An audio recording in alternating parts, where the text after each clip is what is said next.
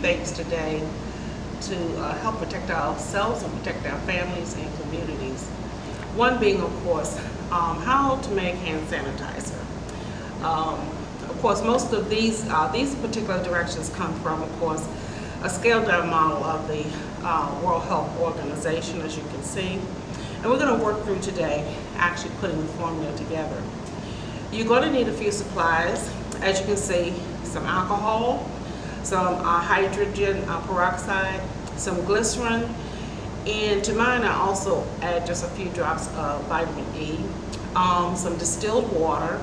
You need some measuring cups and some measuring spoons, and then something sterile to be able to mix your hand sanitizer in, and something to kind of stir it up with as well, and of course a funnel, and we'll need some more bottles as well. So you can find these items either at your, most of them aside from your alcohol, and you can find, and the glycerin too, you can pretty much find in most stores.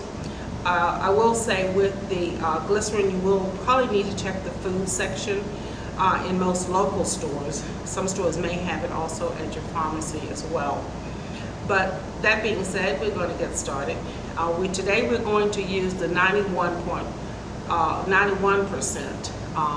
isopropyl alcohol to make this particular hand sanitizer. And we have variations in terms of the types of bottles as well. We'll use this one, okay? So while you go get that, we'll come back and we'll actually have our supplies all set out. Okay, so here's some of our supplies that we're gonna need. First of all, you'll need a container. You wanna make sure that it's nice and clean and sterile as possible.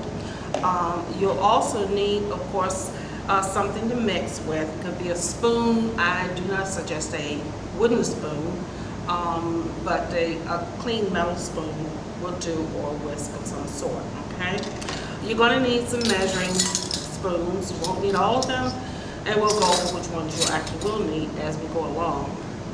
A measuring cup, and of course you'll need some bottles to put this in. The mixture that we're going to do today would probably take about 1.5 of these types of bottles. You can find this, of course, at your local dollar store, or one of the big stores like Target or even Walmart. In their travel section, you find those type of bottles to fill up. Some vitamin E, or you can use the vitamin E little capsules, and you would maybe squeeze out about 6 of those into your actual formula. It'll help with the moisturizing. Or you can use just the glycerin as well. You could use a combination of the two. Just be very careful that it doesn't break down your alcohol too much. And of course, you'll need some hydrogen peroxide as well as some alcohol also. And to be able to put them in the bottles, you're going to need some type of funnel, as well, because they are fairly small bottles. But of course, you can use a much larger bottle, which this is one of mine that I have a tendency to keep in my car just in case as I go in and out of places that I can squirt my hands. So we're going to get started. So first, we're also going to need some distilled water. So I wouldn't suggest using tap water, but definitely distilled water as it's already been purified, okay? So we're going to get started. So let's lay these aside for a moment. And we're going to start with our alcohol. Now, you can if you already have a cup that has measurements on it, whether you use liters or whether you use the cup measurement, you can use this as well to determine how much you need. For me personally, I tend to use the cup as well. So for our 91% alcohol, which we need to, this is a new bottle, I'll need to open up the top here.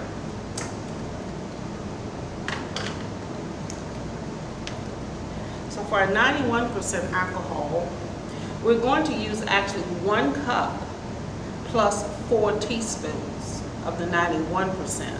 That brings us closer to the 99%, which is recommended, okay?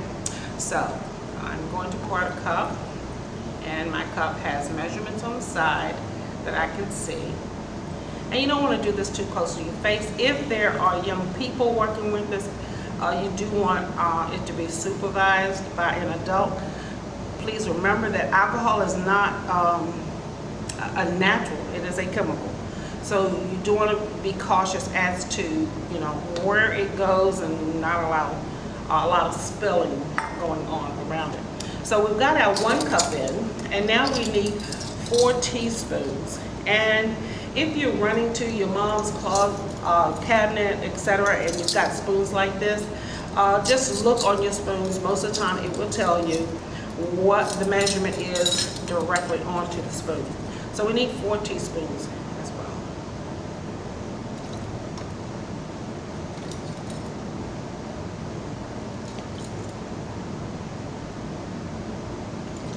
And we want to not just set that aside, we want to make sure that we take time and put your tops back on your alcohol.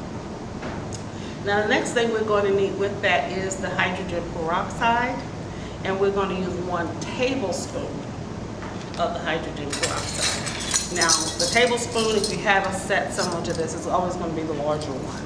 So we're going to use 1 tablespoon of hydrogen peroxide. And again, we're going to close the top. Remember, these are, although they are safe for home use, they are still chemicals. You do not want them just spilling on your body for no reason, or definitely keep them away from your face. And young children should not be working with those particular items. We're going to use 1 teaspoon of glycerin.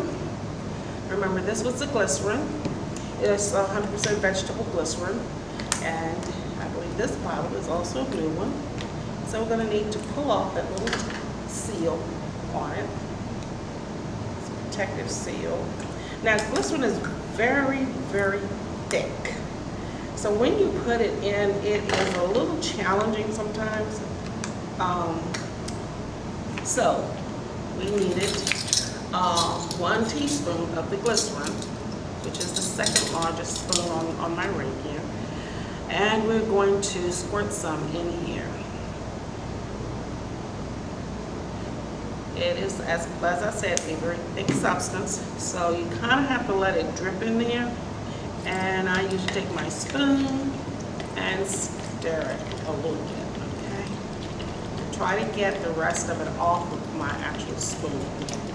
Okay, let's see. Okay, it looks like the majority of it came off my spoon, okay? And then we're going to add water to it so that it comes up to about 1 1/3 cup. So at this point we're at 1 cup here, and to come up to 1 1/3 on this one is about this mark right in there. So we're going to use distilled water, and we're going to add it very slowly so we don't overdo the water content, okay?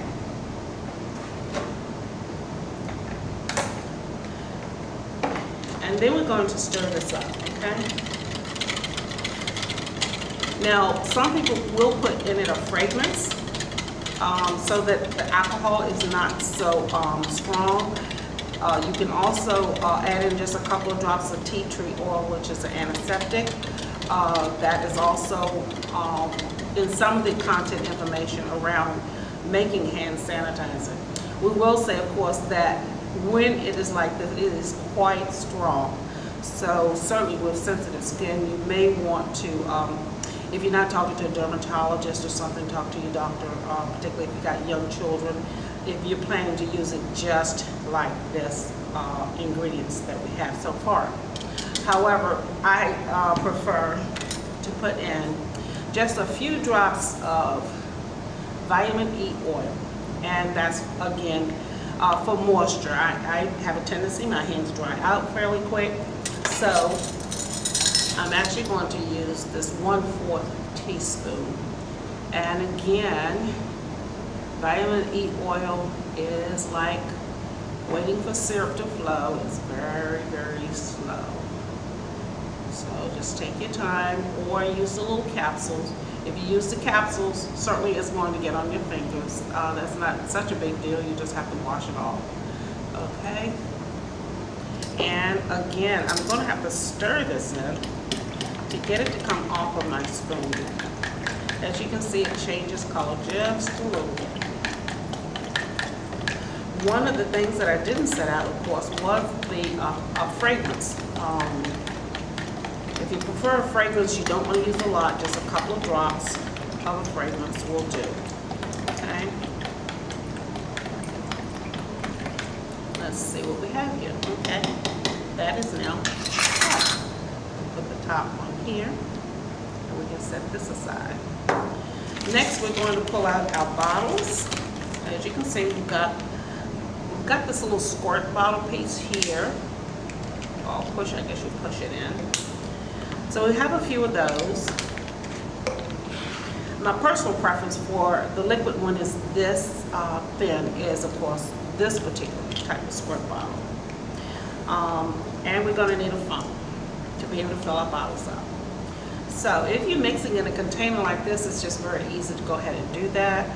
And it pours in very nicely. And we have